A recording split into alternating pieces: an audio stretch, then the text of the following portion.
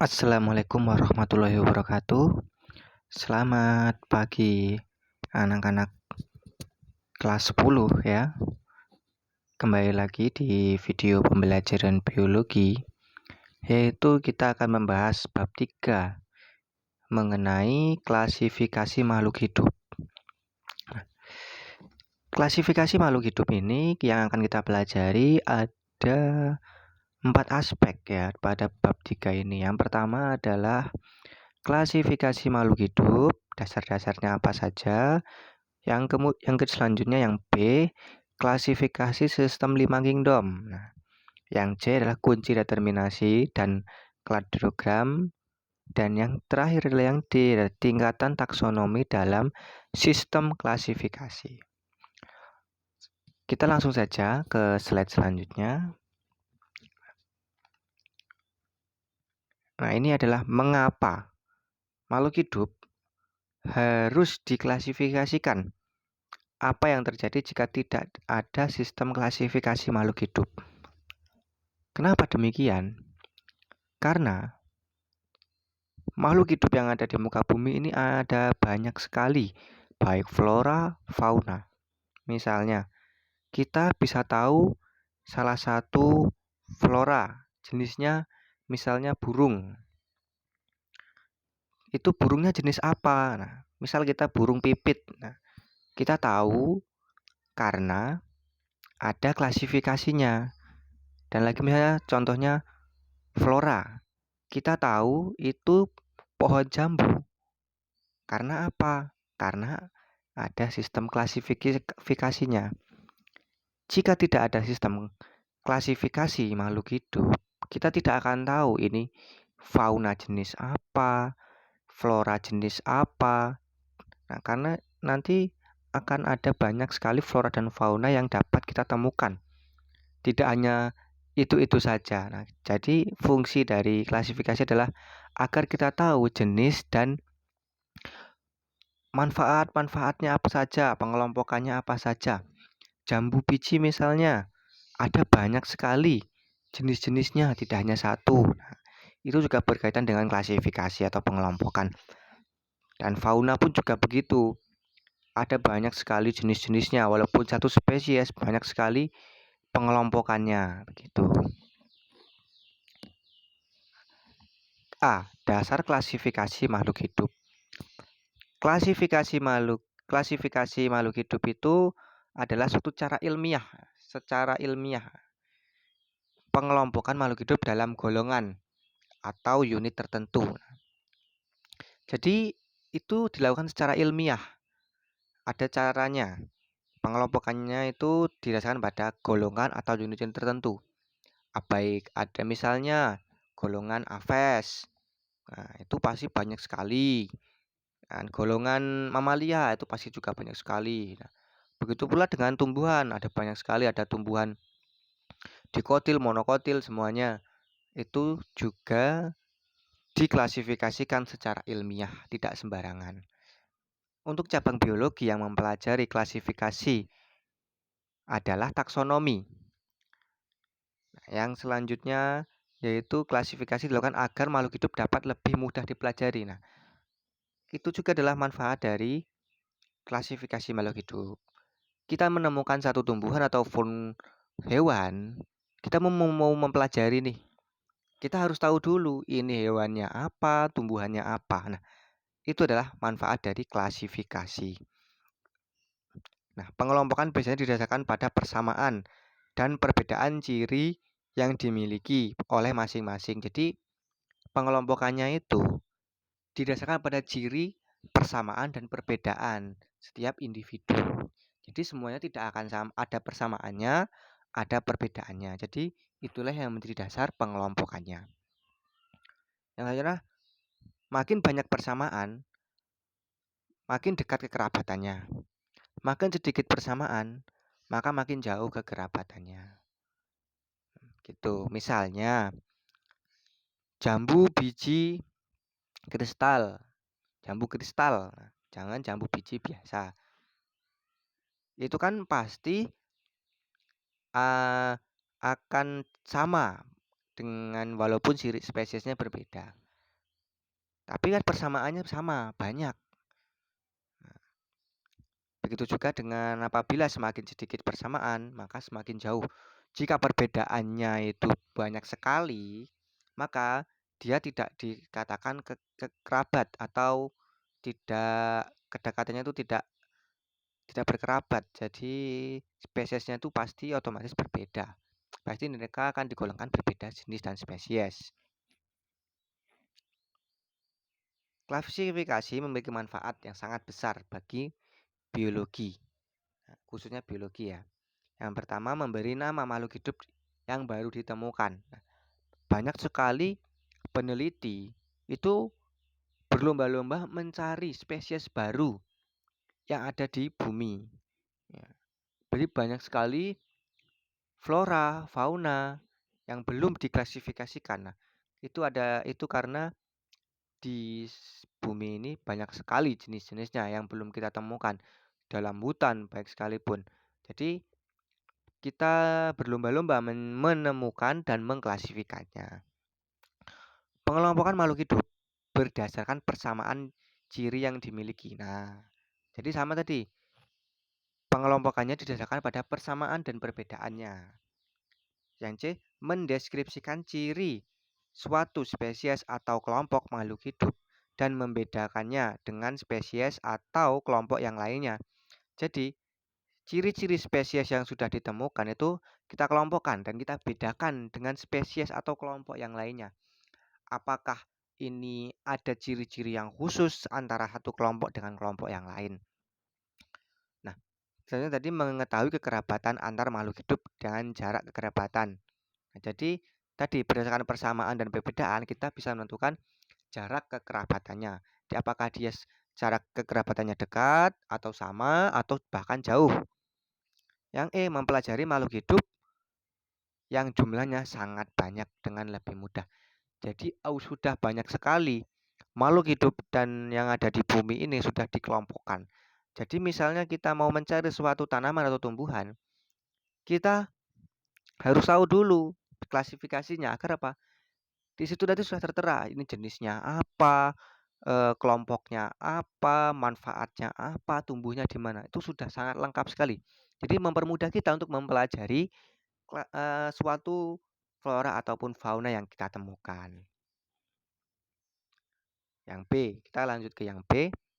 Klasifikasi sistem 5 kingdom. Menurut Linnaeus,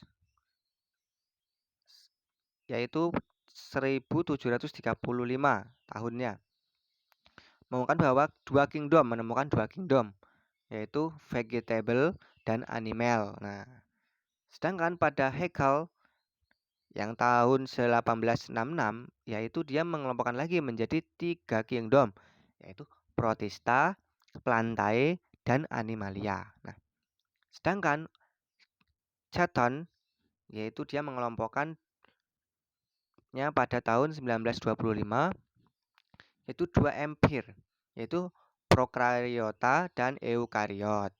Nah, selanjutnya yaitu Compenland. Dia teorinya itu dikemukakan pada 1938. Yaitu 4 kingdom, Monera, Protista, Plantae, dan Animalia.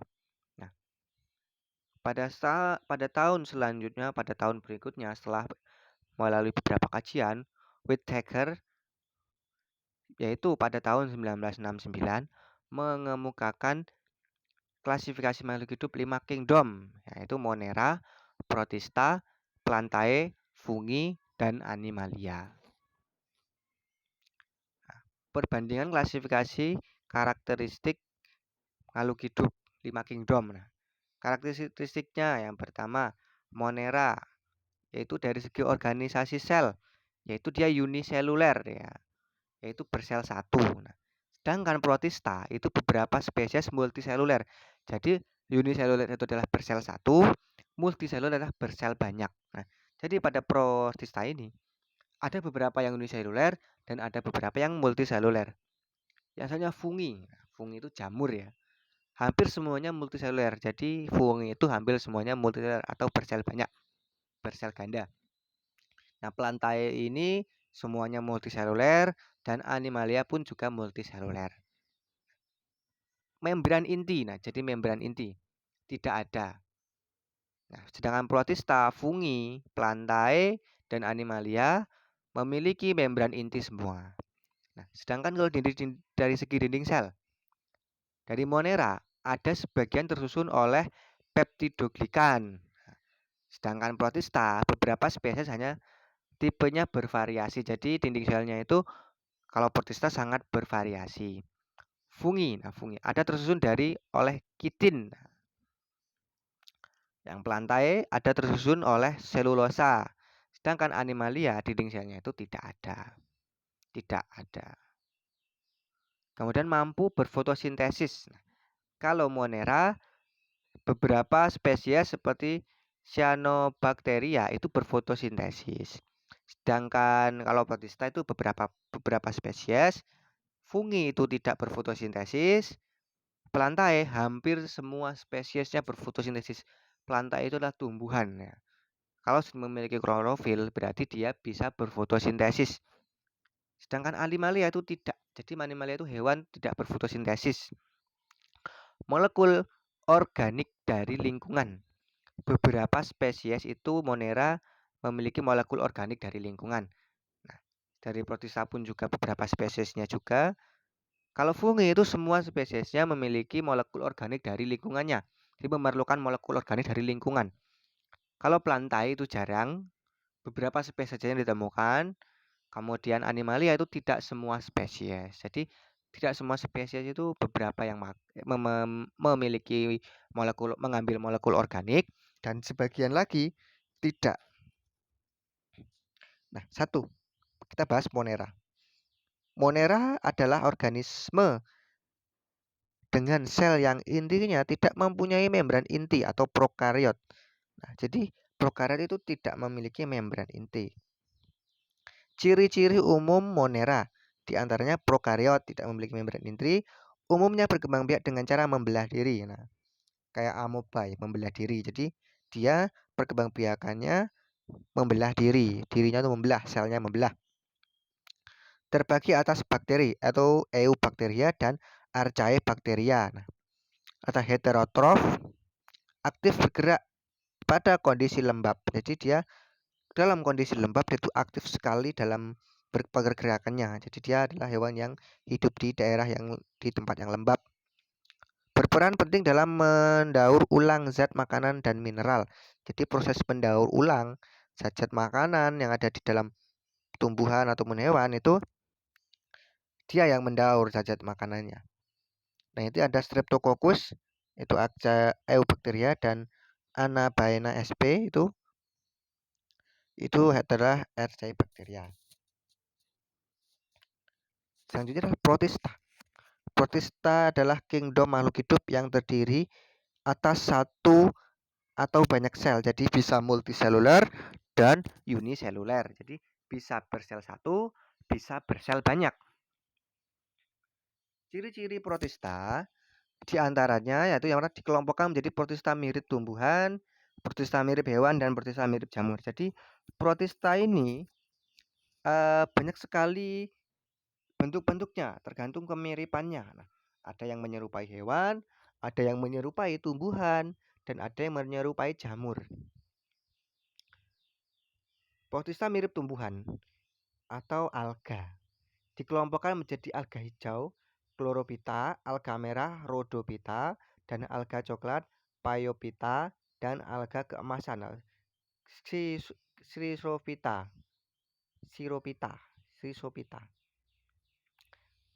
Protista mirip hewan dikelompokkan berdasarkan cara mendapatkan makanannya dan cara pergerakannya. Jadi kalau misalnya protista mirip hewan, itu dikelompokkan berdasarkan caranya dia mendapat makanan dan cara dia bergerak. Kenapa dia disebut mirip hewan? Karena dia dapat bergerak. Kalau protista mirip jamur, memiliki fase berkoloni mirip jamur. Jadi dia itu berkoloni atau berkelompok mirip jamur. Nah, kita lihat gambar di samping yang hijau ini, itu adalah salah satu contoh protista mirip tumbuhan, rumput laut alga-alga. Nah, itu lumput laut itu merupakan salah satu contoh pada mirip tumbuhan. Nah, fungi. Nah, fungi. Fungi itu memiliki ciri-ciri diantaranya tidak berklorofil, makanannya diperoleh dengan cara menyerap zat organik dari lingkungan, memiliki uniseluler dan multiseluler, bersel satu dan bersel banyak, terdiri atas kumpulan hifa.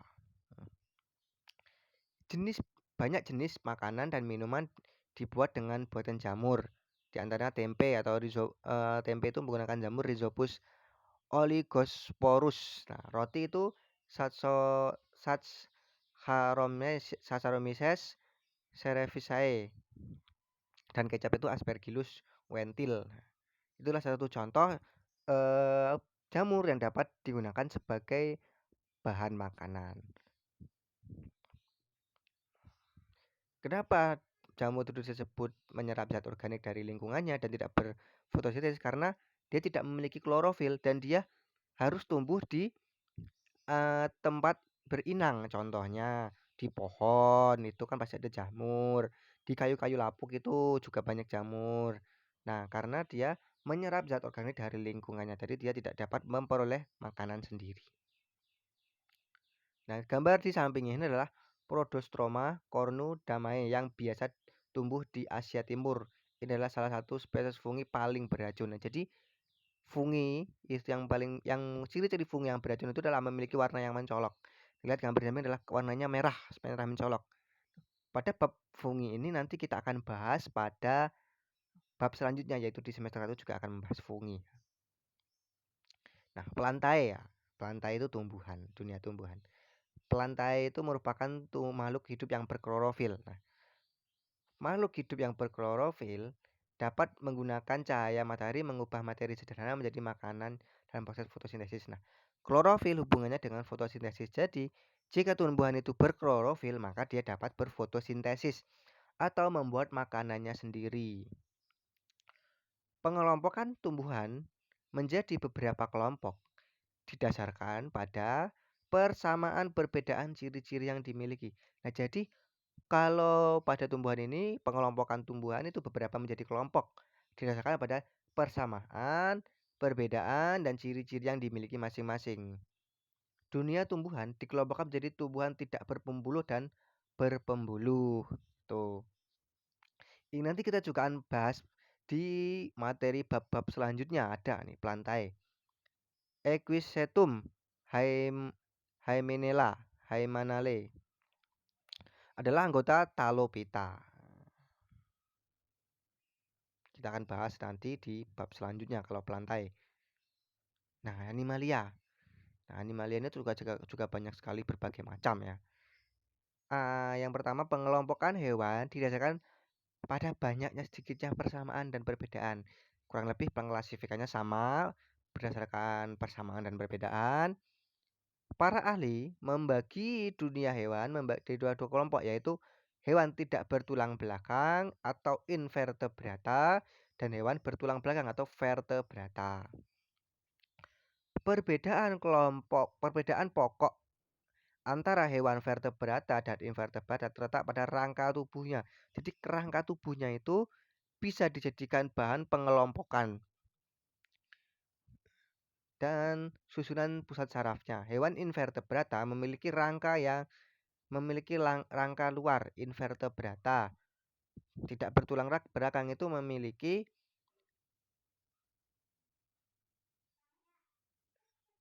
rangka luar. Adapun susunan saraf pusat hewan invertebrata terletak di bagian perut ventral. Nah, ini contohnya adalah ular. Nah, ini.